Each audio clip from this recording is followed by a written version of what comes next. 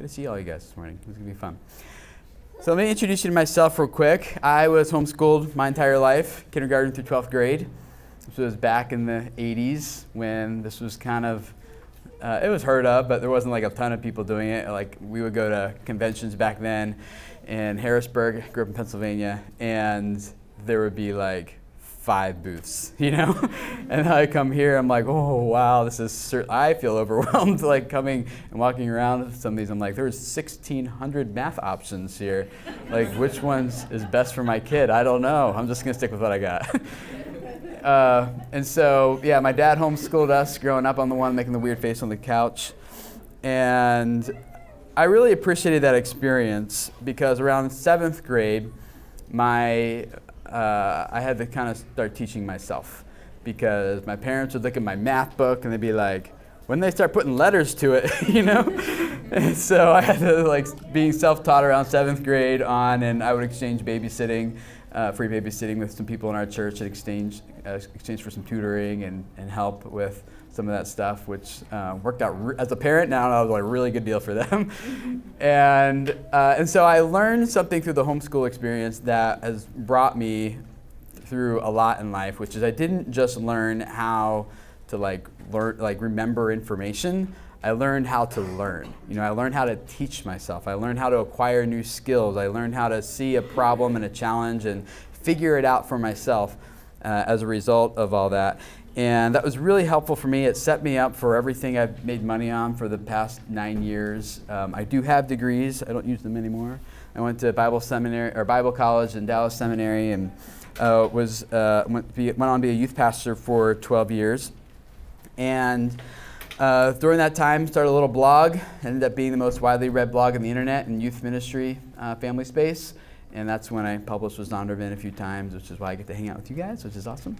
So I'm really thankful for them giving me this opportunity. So the seminary and everything was a great experience, but during that time something happened. I was dating this girl, and I wanted a way to introduce her to my family back home. I was in Dallas, and they're in Pennsylvania, and so this thing called YouTube had just started. So this is my very first video.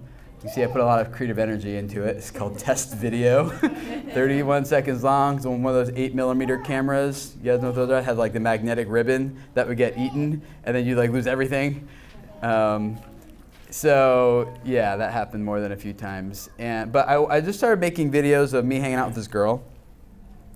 And today we would know them as vlogs, but back then that wasn't a word. It was just called being weird in public with a camera, you know?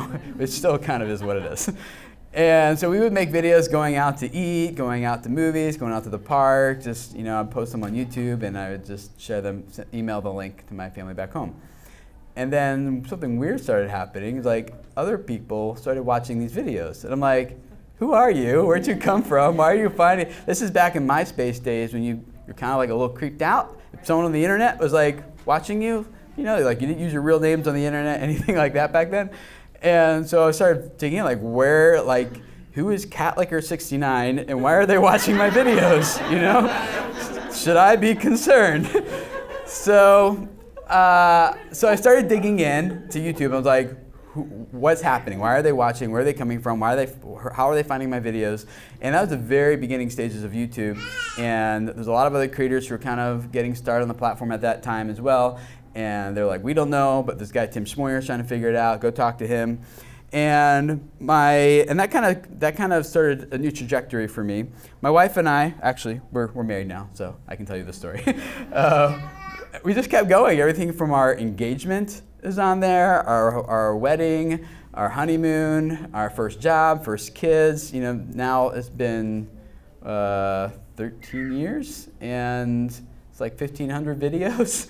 So you can call that oversharing if you want, it's okay. We've been on there for a long time, and some cool things started happening. I was a youth pastor at a church in Minnesota at the time, and one of the things I was really passionate about is reaching people, changing their lives, seeing faith formation happen in students and their families.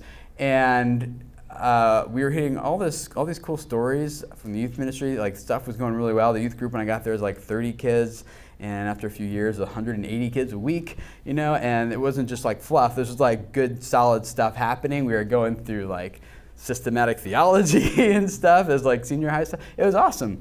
And we started hearing then on the YouTube side, at that time we were reaching about 1 million people a month with our family's videos. And we're hearing all the same stories of life change coming from people who are watching us on YouTube. Like we get like some of my favorite stories, and today we get about 1,000 comments a day on YouTube. So like we don't read most of them, right? I wish I could, but every time we dig in, there's always the story of someone who's like, this changed my life, this helped me overcome that, this has like made a difference in my life this way. It's been one of my favorites early on, where I first kind of had this aha moment, was this mom emailed us, and she's like, hey, from Texas, I've been watching your videos, just got married 2 months ago, and my husband and I are already struggling in our relationship, and I don't know if it's going to last. She said, but then I watched one of your videos of you and your wife just talking about how you're learning to love each other better. I shared it with my husband, we talked about it, and we have hope again for our marriage, and I just wanted to say thank you. I was like, that happened? Like, that was not on purpose. I was like, that's awesome. People who didn't commit suicide because of videos we made. We have people who got out of disability, got off depression medication, started contributing to society, feeling that they have their self-worth and dignity back because of things that we've put on YouTube, you know? And so I started looking at youth group and YouTube, and I was like, 180 a week versus 1 million a month at that time, and I was like, where's God moving here? Which direction, you know? So we then we've been full-time YouTube creators for the past 5 years, and now I have a business that actually, since I was on the industry side pretty early, that actually works with a lot of brands and companies and creators, helping them grow their YouTube audiences for the purpose of spreading messages that reach people and change their lives. And it's been awesome. It's outside my family. It's been the most fruitful ministry I've ever been a part of. And today, we have 7 kids in 8 years. Did not know that was possible. That picture was just taken yesterday. So we realized when our 3-month-old was born, we realized like we don't have any family pictures together. So like I'm doing these presentations, I need a family picture. So the win here was just getting everyone in the same spot for 2 seconds, right? Like nothing else. We're like, all right, we don't even try to color coordinate or match clothing on kids anymore. It's like, we don't even care if you have shoes on. Just like sit here for 2 seconds or 10 seconds. That's how long the timer takes. Good, we're done. So yeah, that's my family now. We live here in the Cincinnati area, and I homeschool our kids in the mornings, and we're full-time on YouTube. I've had the tremendous opportunity of doing YouTube strategy for a lot of top brands, including Disney, HBO, Time Warner, Century 21, I have a long list here, eBay, and now I'm contracted directly with YouTube, and I write the curriculum that YouTube employees use to train their top talent on the platform. So that's a lot of fun. I get to be a pastor to people who would never otherwise talk to a pastor, and influence the influencers in some pretty crazy ways. So, oh, that's this right here. That's the business. I'm not here to talk with you about that, just giving you some backstory. Our family's still going on YouTube every Monday, Wednesday, Friday. We have a new video. We're just telling a family story that hopefully is encouraging young moms who feel frustrated, stressed out, overwhelmed. But there's also a lot of, it's not just that audience. Based on the number of emojis that we have in the comments, there's also a lot of teen girls and stuff. Did you know you can have conversations just with emojis? I did not. I don't know what they're saying, but like they're talking back and forth just with emojis. So it's fun to watch. So while I was transitioning out of youth ministry, and on my blog, first of all, my youth ministry blog for 2 years, and then onto YouTube since 2013, full time. One of the things that really sparked a lot of growth in our youth ministry was just having like very clearly defined like vision for what we're trying to do here, where we're trying to go, what we're trying to accomplish, having a strategy for that. And I had all these documents written, put a lot of time and thought into it, and we were executing it well. And I even wrote a book on how to like implement a vision for your youth ministry. And then when I was here in Cincinnati after moving here, a dad came up to me, and he wasn't trying to like poke at anything. He was just being like just asking an honest question out of curiosity. He's like, oh, Tim, it's like, that's great. Like, what's your discipleship plan for your family? And I was like, I don't know. That's a good question. And so I started thinking about it. I felt kind of convicted because I had like all these documents of like vision stuff and strategy and values and goals and mission for our youth ministry. But when it came to my family, I was kind of thinking, send them to church, read the Bible, pray with them before they go to bed. Like, is that it? I don't know. I was like, oh, I feel like I've missed something that's probably really important here. And it just kind of, whew. So I'm glad he asked me that question, and I really started diving in at that point based on a lot of conviction I was feeling about like how do I develop this kind of vision for my own family? Like if this type of things could happen in a youth group where I'm not even the parent of these kids, like what would happen if I kind of started thinking about how I do this with my own family? And so I started like any good homeschool kid would. I looked for some curriculum on the internet. Like, where's some good family vision curriculum that I can follow? And I found like lots of nice Bible studies and devotionals and stuff like that. But it wasn't like what I was looking for. And I wasn't even sure if that's what I needed. It's like I can write Bible studies. I've been trained to do that. I've done that all the time. It's like I can do that. I need something like different for my family. Like, is that really all I need to do is just teach them Bible stories and pray with them once in a while, like before meals and at bedtime and stuff? And so I was really thankful that this same guy, later older, wiser guy, we all need those older, wiser people in our lives, right? He's like, okay, Tim, well, let's look at the first family vision. It came directly from God, which is helpful. Genesis 1:8. And God's talking to man and woman here together, them. He says, and God blessed them. God said to them, be fruitful and multiply, and fill the earth and subdue it, and have dominion over the fish of the sea, and over the birds of the heavens, and over every living thing that moves on the earth. So God's like, here's my mission for family, right? He opens up like his story, Genesis 1. We haven't got out of the first chapter yet, and he's telling us what his mission is. What a family vision should start to look like. So I'm going to go through each of these kind of briefly here because there's a ton here we could unpack. But first of all, the subdue it part, I looked at that. And like some of these, I'm like, this makes sense for them in the garden, but is this for me here today too? Or is this a commission to mankind, or is this a commission to Adam and Eve? And the more I look into this, like, it kind of doesn't fit the way you look at the rest of the story if you just give it to Adam and Eve. Like, God creates Adam and Eve and then says, this is your mission. And this mission doesn't stop with you. It goes to your kids and your grandkids and your great-grandkids. It's about this multiplication thing, which comes down to, I believe, to us even today. And so, subdue it, that's the first thing. It didn't, like, well, how do I subdue the earth?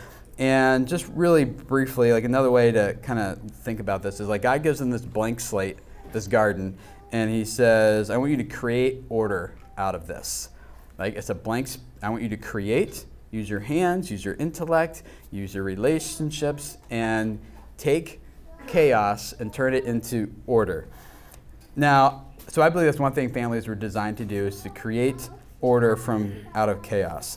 So how many of you guys do that with your kids all the time?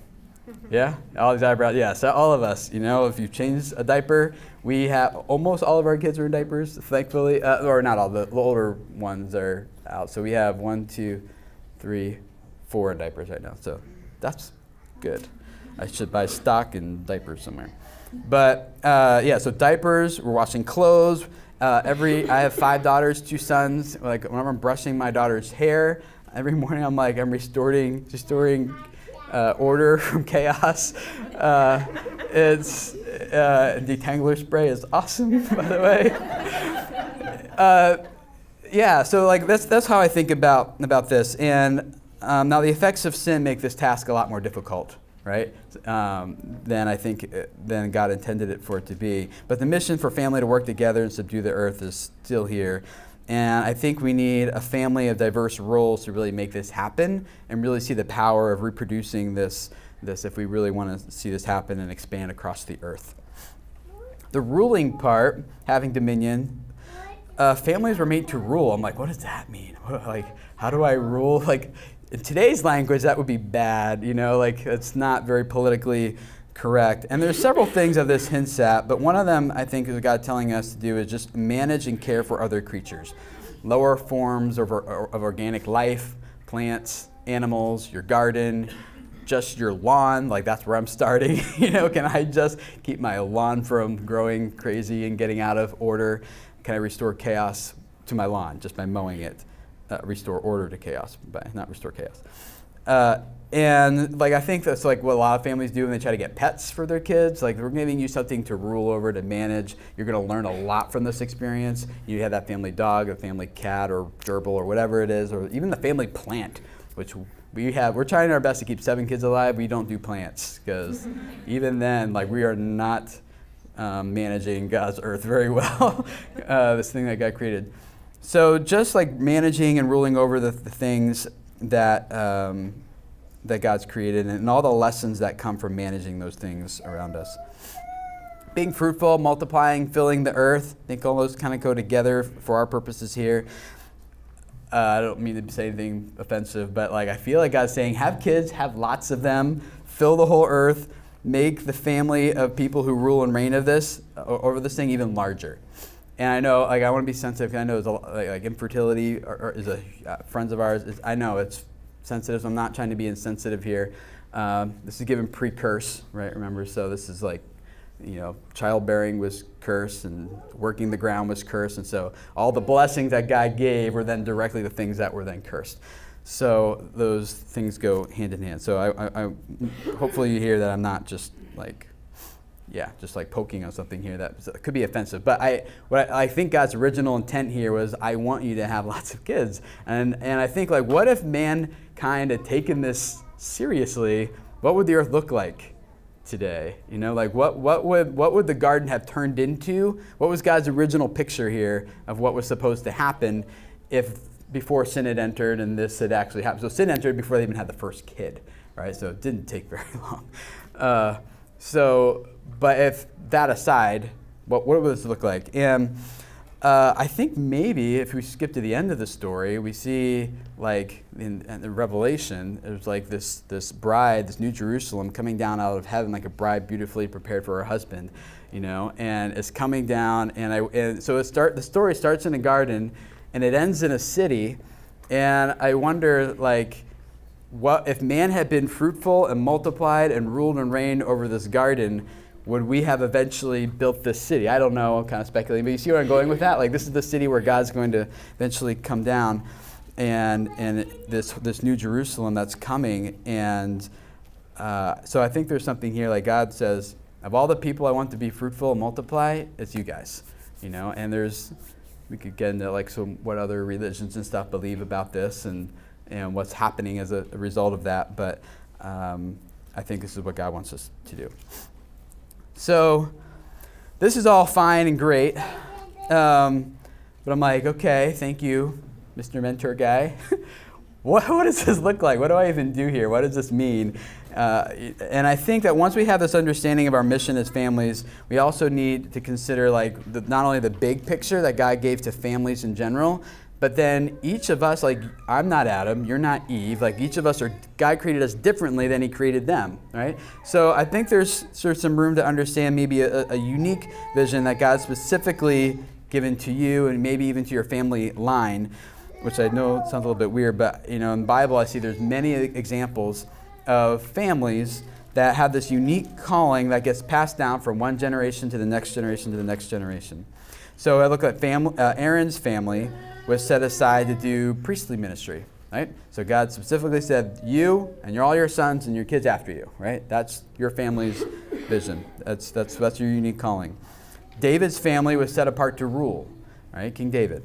We have the Korathites, who were the gatekeepers, the singers, and poets for hundreds of years, and they wrote at least 7 or at least 11 of the Psalms that we have today. In the New Testament, then, you have Philip. He had 4 daughters. All of his daughters prophesied. That was like a unique family thing that God gave to them. You have Priscilla and Aquila. They had a foundation-laying ministry, and they traveled as a family to help others understand the gospel. So throughout Scripture, we see that God gives these kind of unique visions to individual families. And thinking multi-generationally about this is huge and mind-blowing when you start getting into this stuff. Like, this is no small feat. This is much bigger than just like, let me put together some documents about 180 kids in a youth group, This is like my kids plus their kids plus their kids plus their kids. And now I'm not at that point yet, just so you know. Like, I'm still learning this, and I'm kind of like, can I just get my 7? Can I just get this going in the right direction? First of all, but there is something powerful about thinking more long-term. I think this concept of family vision can be short-term, like just for like this day, maybe. Like, can I just get through today with 3.5 hours of sleep? Or, but it could be something maybe you feel for a season of life, which might change as your kids grow and get older and things. Well, it could be long-term, something that you feel is like your life mission and for your family. It could be multi-generational, something that your children and their grandchildren carry on after you. So there's a lot of different levels to this, and I think multi-generational perspective is very important, but I think that's a lot to bite off all at once, right? To kind of, let's go there.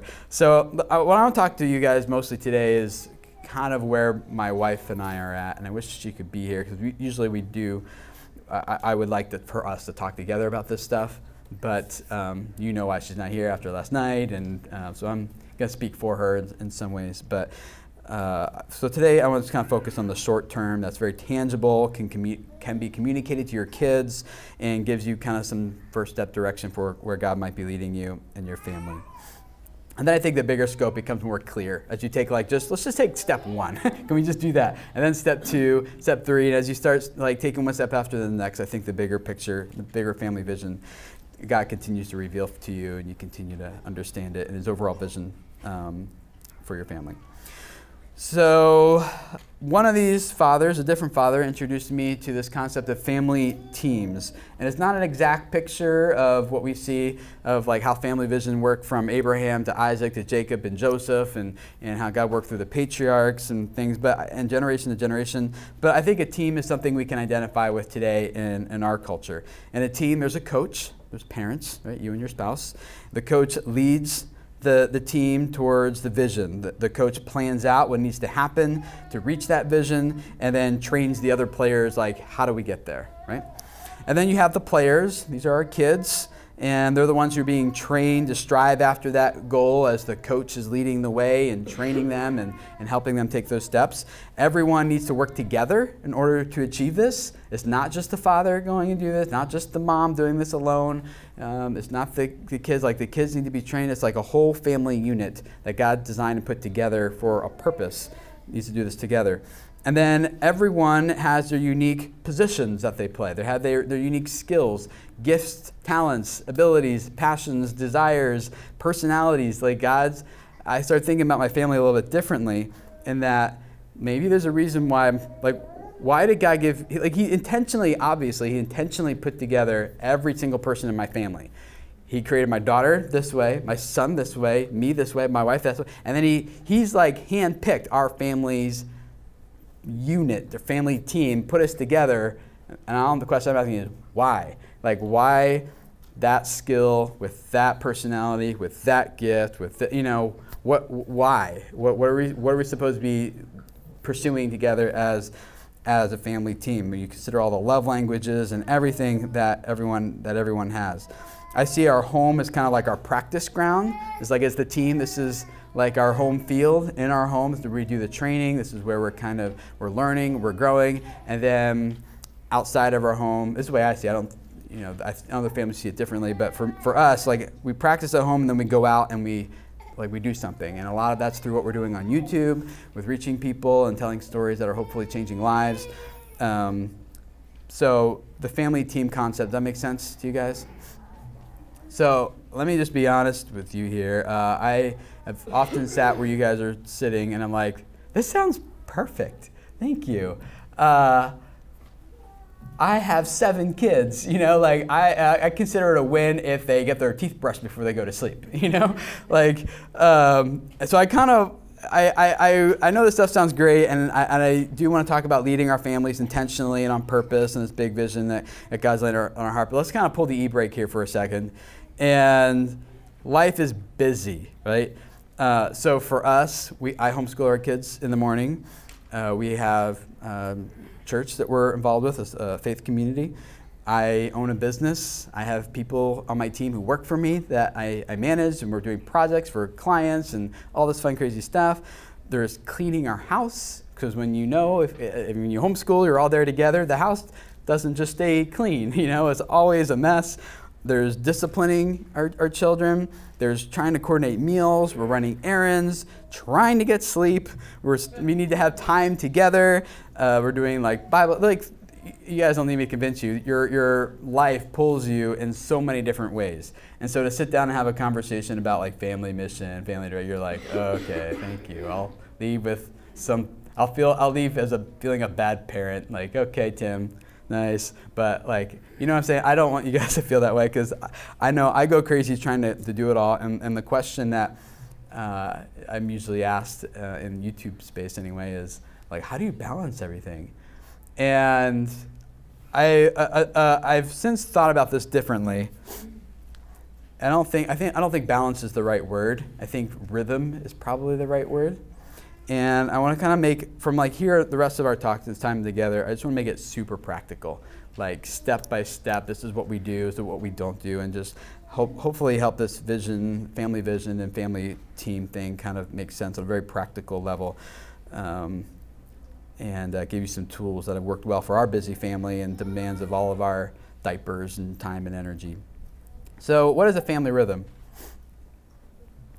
I think family rhythm is an intentional, reoccurring activities that we plan into our lives.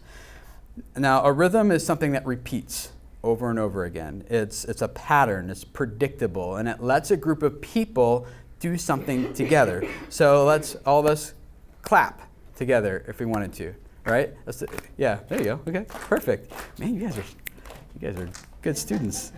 It lets a couple dance together. It helps each person know where to step next and where to step and make something that would, like when I do it, looks very cumbersome to something that can look like a beautiful art form, right? So rhythms is what keeps things on track and makes it possible for a group of people to do something together. It's not haphazard, it's intentional.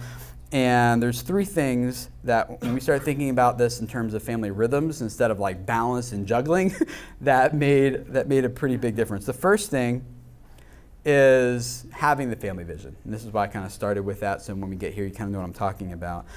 It's like, what is your mission together as a family? What are the activities that get you closer to that mission? And what are the things that distract you from that mission? I think this analogy is way overused and doesn't even work well, but I'm going to use it anyway. Hey, you guys seen this? Like, how do you fill the jar with rocks? Okay, well, you put the big rocks in first, because if you try to do it, put the little rocks in, and then you get that doesn't all fit. So you have to start with the big rocks, then you put in the medium rocks, and then the sand, and then the water, and you can get it, and then it all fits in the jar. The thing I don't like about this analogy is that it assumes you can fit everything in the jar. I don't think that's possible. But the point is, starting with the big rocks, I think, is important. And when the jar's full, you just cut it off, right? Like, don't put the water in. Like, leave some margin. You need some air in there and things. So the point of starting with the big rocks, I think, for us is like, what are our absolute highest top priorities that need to come first? And these aren't the things that feel like they need to come first. These are the things that we intentionally say as a family. These are the things we believe that we are going to put first. And we are going to design our family rhythm to allow us to put those things first. So for us, I'll just share with you what my wife and I have, what our primary beliefs are. We have 4 that allow us to reach our mission. And I'll even tell you kind of what our family's vision is here at the end. But so spending time together as a whole family, that's one of our big rocks.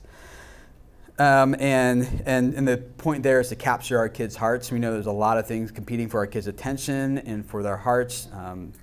Minecraft captures their heart way too easily, you know. So like, how do we position our family so that by the time they're teenagers and their friends are like, hey, you want to come over? I want them to at least hesitate and be like, you know what? No, I want to spend time with my dad today. Like, I'm not saying they can't go, but like, can you at least hesitate and think about it for a second? So what do I have to do now so by the time they're teenagers, they're at least hesitating? How do I capture their hearts now when they're younger? 2 is, one of the primary things is discipling our kids and my wife and I to each other. So that's a big rock. What do we need to do to orient our family rhythm around that? 3rd one is alone time for my wife and I. So we do date night every Sunday night. We hire 2 babysitters to come over because it's a lot for one. And then so we have our alone time every Sunday evening. And then the 4th one is providing for the family through our family business. That's a big, obviously, income is important. But for us, since I own the business, I have the opportunity to make it about, I can design my business as our mission too. This is about reaching people and changing their lives and spreading messages that make a difference. And so that correlates with our family's vision very well. And then the secondary things that don't need to fit into the jar all the time, like the ones that feel like they're the most pressing, we don't always have a clean house. Cleaning the house is not a big rock for us. Having kids bathed is not a big rock for us all the time. I mean, they take baths, so just so you know, but not all the time. Getting the lawn mowed so it looks like our neighbors is not a big rock for us. Running every errand we need to run is not a big rock for us. Sometimes we're just eating peanut butter and jelly again, So, but these are the things that feel more pressing, that if we don't intentionally design our rhythms around the big rocks, these little things quickly crowd out the things that we say are important and we want to be important, but we don't actually live like they are, right? So, so we just decided, like, well, how is it possible to flip this and invest first in the things that we say are most important to us? And so this is when I started kind of like, how do we do this? And thankfully, a friend of mine, like when I was looking for curriculum stuff, he's like, just go to the Bible. Could you guys close the door? Is that all right? Can you guys close the door for a second? Thank you. And so here's a passage that I know every good homeschooling family has read. Deuteronomy 6:5-9. You shall love the Lord your God with all your heart and all your soul and with all your might. And these words that I command to you shall be on your heart. You shall teach them diligently to your children. You shall talk with them when you sit at your house and when you walk by the way and when you lie down and when you rise. You shall bind them as a sign on your hands, and they shall be as frontlets between your eyes. You shall write them on the doorposts of your house and your gates. So we've all heard that passage before, right? And I usually just have taken this just as itself. Take it out of isolation. Okay, yeah, like I'm supposed to talk about this with my kids a lot and teach them diligently and all this kind of stuff. So, but as a good Bible person would do, like, let's take this in context. And let's, it's fine if it's stuck. We can like feel like we're in church or something here. It's like, it's heavenly music coming in. Maybe it's the Holy Spirit, I don't know. Like the context around this is actually in the festivals, the 7 festivals like I was talking about. And how we're using these 7 festivals to train, they're designed to train our children in God's story and pass faith to the next generation. I heard someone, they're like, hey, Tim, if you went into a room with nothing but the Bible and said, what's God's plan for passing faith to the next generation? He's like, you probably wouldn't come up with youth ministry. I'm like, yeah, you're probably right.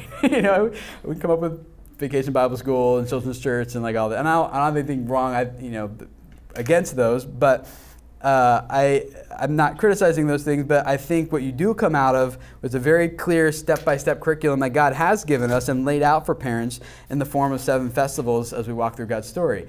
And I know like sometimes it's easy for the church today. For some reason we labeled one testament old and one new. I don't know why.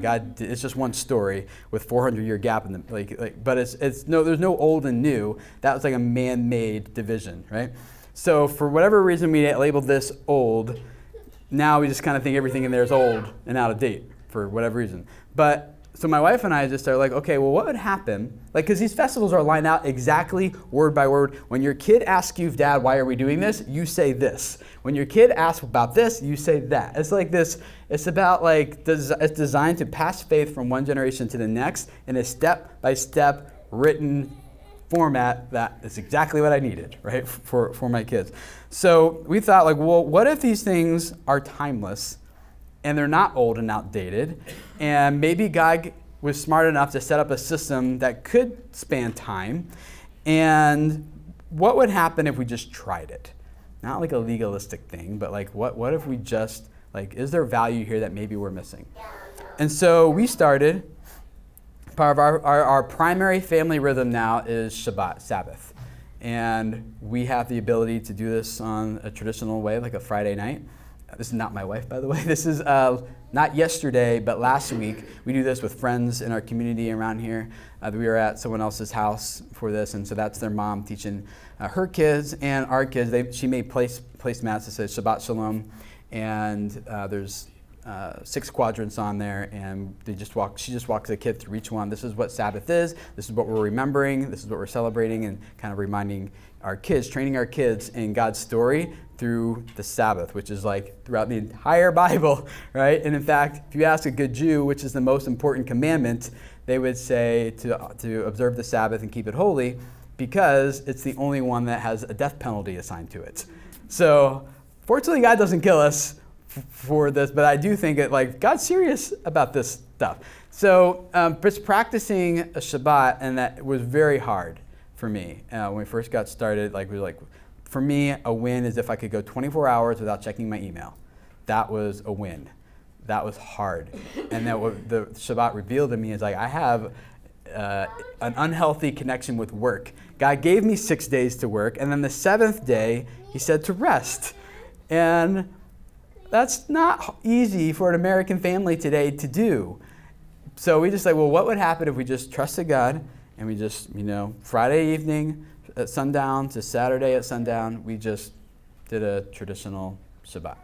And oh my gosh, it has been the most life-giving thing to my family. It's my kids' favorite time of the week, even when we do it just as a family or with other families. And this rhythm has, like, just this alone, like, has changed so many things. I could talk about this. I wish we had more time, but if I was going to start somewhere, like, just try it. Like, maybe God's principle of just watching movies all day with your kids on the couch, or getting out the board games, playing Xbox together, or whatever it is like your family wants to do, just to like cut off everything, put your phone in airplane mode, and just be together as a family for 24 hours.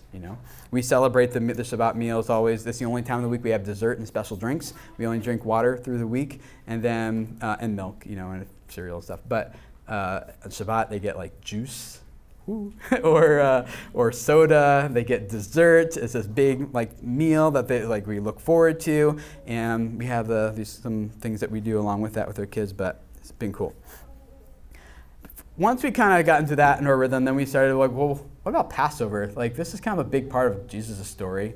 He takes 3 cups, and then like when you learn Passover, there's 4 cups. Jesus only took 3 of them, and he said, and then he gets on the cross, and they give him the 4th one, which is the wine that he says, well, how do I get all that? I start preaching. But like just doing Passover, this was a few weeks ago now at our family, just going through that rhythm, it makes communion and the death and the sacrifice, like telling that to our kids in an experience that's visual,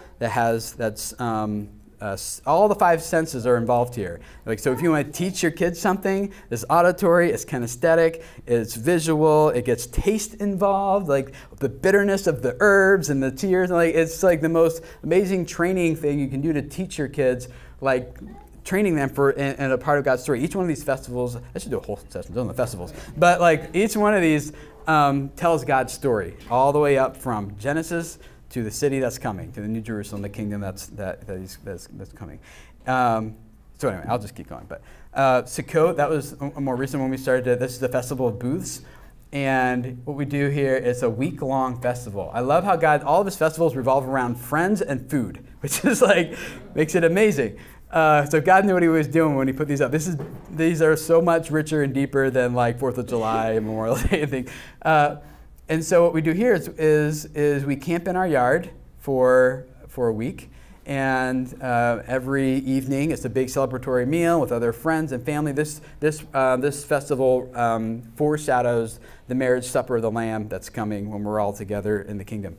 And so what we're doing is we're doing what Abraham did, as author of Hebrews writes in Hebrews 13. He says, Abraham looked forward to a coming city whose chief builder and architect was God. And so he lived in tents preparing for that. So we live in tents, Festival of Booths. That's what Sukkot means, is booths.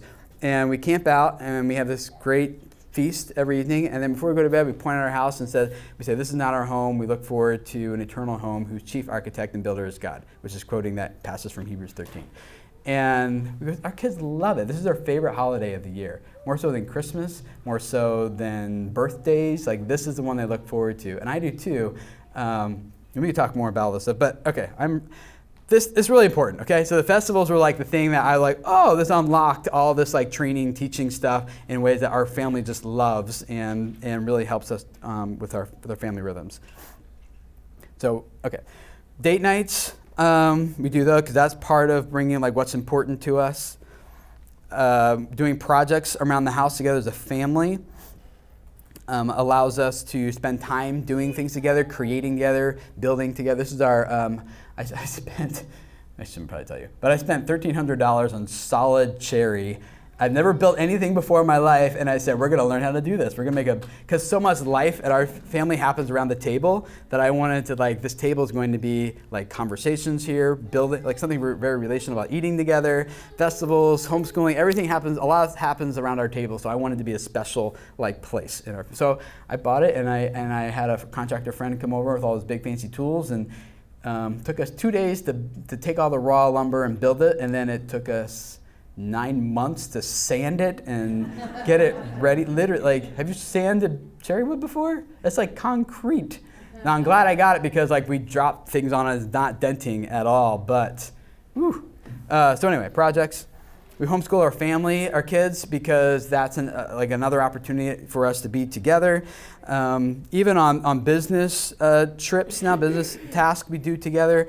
Bedtime routine is something that's like a major part of like this family rhythm that we have. Those are our twin girls a while back. And then like I'm a part of men's Bible study thing that we do every morning. My wife isn't like, so we decided like, here's the big rocks. Here's the big things that are most important. How do we design our family rhythm around that and the grocery shopping and stuff? So what this means is we had to start saying no to a lot of good things. We say no to sports, you know? We say no. We used to go to the YMCA a lot and work out and swim together as family. That was just not working. We had to say no to the YMCA. We were at that point involved in a church community we really liked, but it was 40 minutes away. And so it kind of basically felt like we were singing songs with those people and then driving home, and that was about it. And so I'm meeting with the pastor again here next few weeks. Like, we're still in good touch with them, but the 40-minute drive was just not working. And so we had to say no to that community and go to a closer one where we can be in more regular rhythms with these people. I had to start saying no to a lot of good business opportunities because my goal of my business is to provide for my family, not to make as much money as possible. So I started saying no to a lot of that stuff. We had to limit our nights out, Tuesdays and Saturdays. We started learning that anything more than 3 nights out a week just kills our family rhythm. So we just can't do that. 3 is max. And now with the number of kids that we have and how little they are, we had to say no even to more. I think right now we're to 1 night a week, and that is actually go to church service. And because we found that after ending our Shabbat at church service on Saturday night, Sunday mornings we're never there because of like getting 7 kids out the door is like a 2-hour ordeal. But Saturday evenings, like everyone's dressed already, it's just way more easier for us just to get out and like let's wrap up our Sabbath by going to church service on Saturday evening, which our congregation has that available, which we love. So we got to limit our nights out each week and not just kind of like continue to like take from our family in order to give to other things all the time. The other solution we found for our family rhythm and this balance problem is that it was also partly balanced, but it was also partly an integration problem. And what we realized that we had done is we had developed all these compartments for our lives. We had like work life, school life, marriage life, family, everything was like church life. Everything was like separated, and it became really crazy to try to keep all of these buckets going the way that we wanted them to. And so the part of this problem is, like someone pointed out, it's like, Tim, you don't have a balance problem. Actually, the same guy who built the table with me, he's like, Tim, you don't have a balance problem, you have an integration problem. And so he's like, you have all these disconnected areas of your life, and it's very time consuming that way. And so you need to better integrate these buckets of your life into just life, And so a couple examples of what that looks like for us now. Cleaning with the kids is a good time to talk. The goal isn't to get the kitchen clean ASAP, as fast as possible. The goal is to disciple our kids and train our kids and capture their hearts by building relationships with them while we clean. So sometimes the cleaning takes way longer than if you've just done it yourself, right?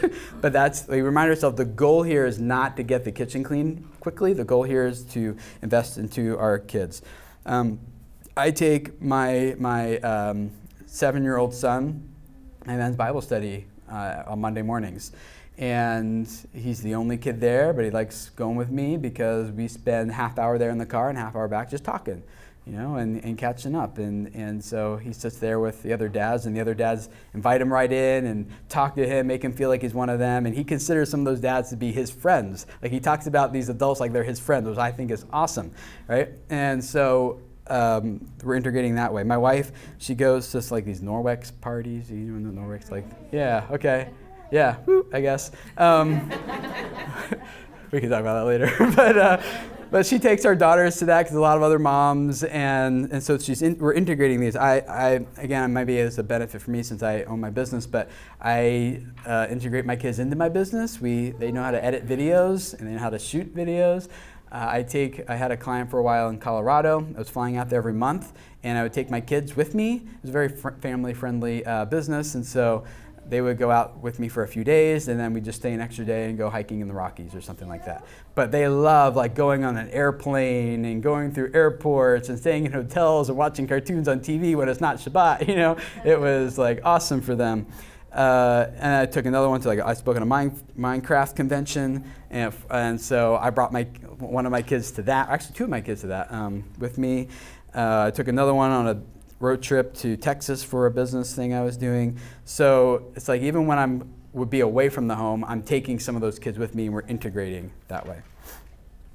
So in order to be a family team, you have to have a good family rhythm and integrate these aspects together when trying to balance everyone's individual lives and rhythms. If my wife was here, she would tell you that as a mom of a newborn, there's just a lot of multitasking that goes along right now.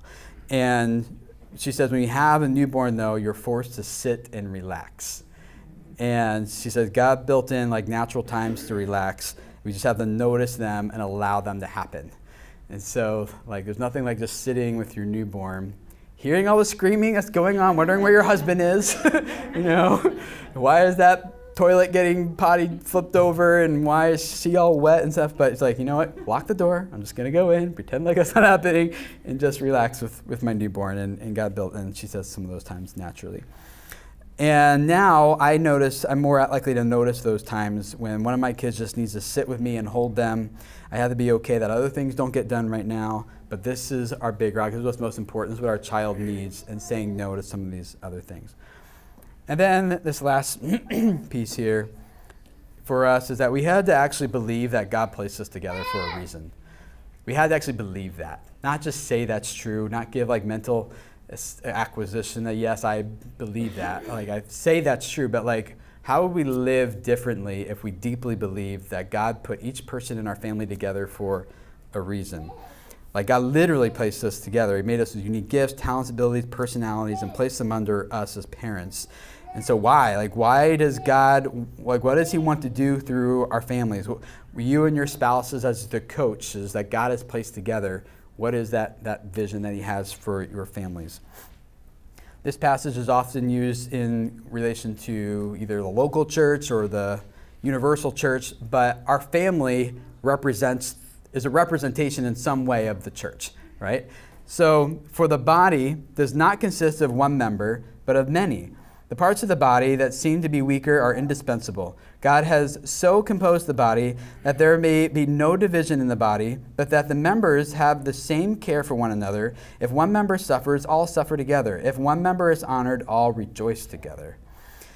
I think this applies, like I look at my 7 kids, 9 of us in our family, and I'm like, this is us. Like our family is a part of like our local faith community, which is a part of like our city faith community, which is a part of like the universal church. Like, so in some way this applies to my family and as part of the body. And so like, why does your son have a great sense of humor? Why does my daughter excel at building complex buildings in Minecraft? Why is like my wife really good at planning events? Why is she really good at budgeting? Why has God put all these parts together for what? And that's the thing I'm trying to wrestle with, is like just believing we're not just a group of individuals cohabiting the same space together, but instead God placed us together, and we're the coaches. Us and our spouses are the coaches that we're leading this family team. What is that goal? What's that vision? And how do we link arms together with our kids and with our spouses together in a way that plays towards whatever that goal is for that team? And so how do you link arms with your kids? Some examples for us is one of the things that we decided to make this sustainable for us with the number of kids we've had in such a short period of time, is we have to train the first kids well, so that then they train the younger kids, right? And so like we're coaching the older ones to coach the next ones, who then coach the next one. So here, my son potty training my other son, right? Together, reading him books so he stays there and gets the job done. Here is, at this time, our 4-year-old teaching our 2-year-old how to unload the dishwasher and play the matching game with the silverwares, and help with our family team that way. And what's cool about this is like the older kids want to feel valuable. They want to feel like they're a part of this. Not just mom and dad does everything for us, but they want this. And then when they're placed in some, okay, now it's your turn to kind of rule in a very small way over your sibling. They step up to that challenge. They feel like I'm valuable. Like this is, I have a role to play in this team, and they do a great job with it most of the time, not all the time.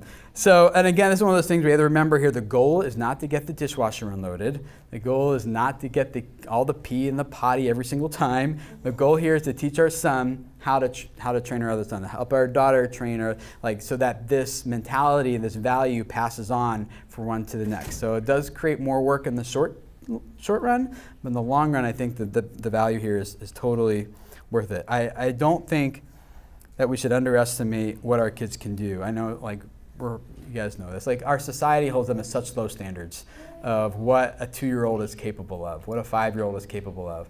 And I know that we believe that they can absolutely rise above like a passive standard that they're used to maybe seeing, and they have so much more potential for that when their coach just leads them and casts the vision for them, and they understand that this is part of this bigger thing of the family. They're 2 and 4. Like, they're not gonna you're not going to give them vision statements or anything. Like, this is like a value or belief more than anything that they're learning by the way you're leading and coaching them.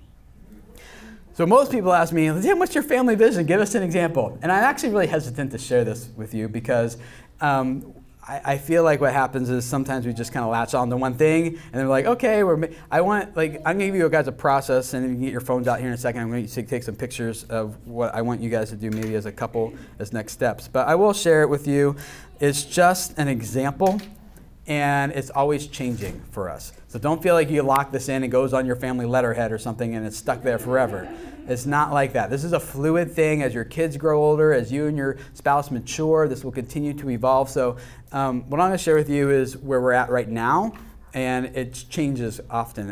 My wife and I take one of our date nights every so often, and over dinner we just talk about some of these things and kind of revisit.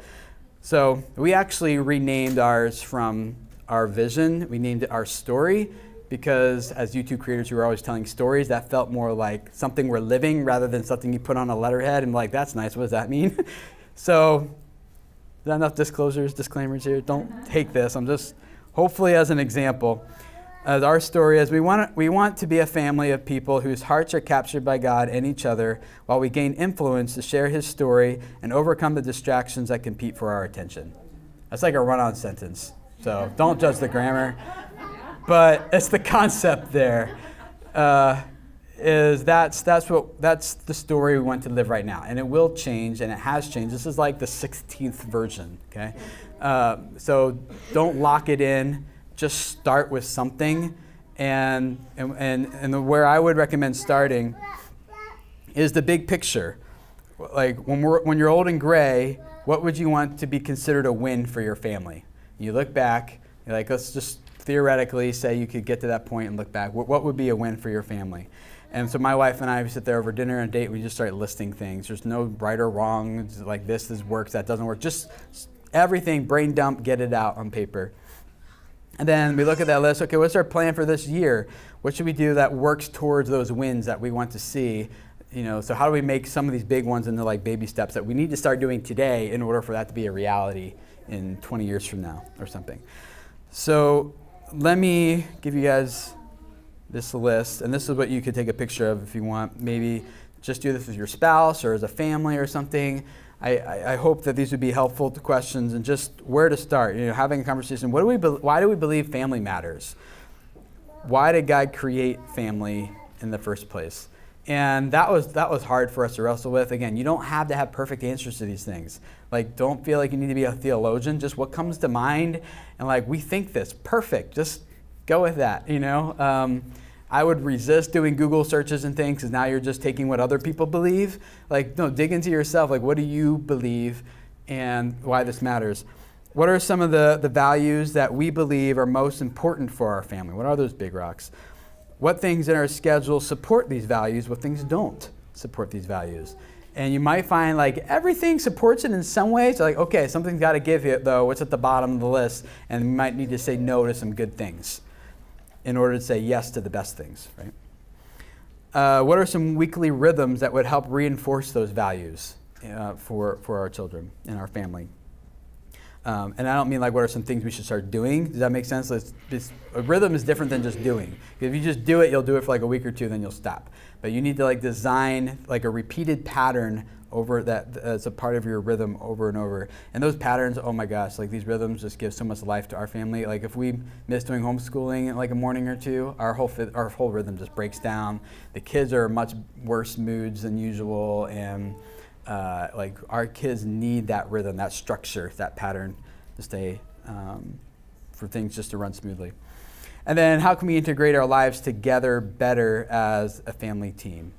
So I would just maybe start there. If you want to go deeper, you could maybe read some of these passages and work through some of this stuff with your family or your spouse together as well, and kind of work through that. A resource that I would recommend for those of you guys who want to dig deeper is the guy I've been learning a lot of this from. And if there's a whole community kind of around this stuff here in Cincinnati, if you go to familyteams.com, they do retreats here in the area I'm not sponsored, not affiliated. As a YouTube creator, I got to give all those FCC disclosures.